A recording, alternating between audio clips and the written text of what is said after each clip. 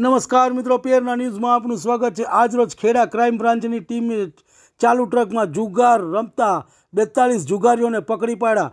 Truck ધોળકાથી નીકળી ખેડા મહેમદાવાદ મૌધા થઈ ગળતેશ્વર તરફ આગળ વધી રહી હતી।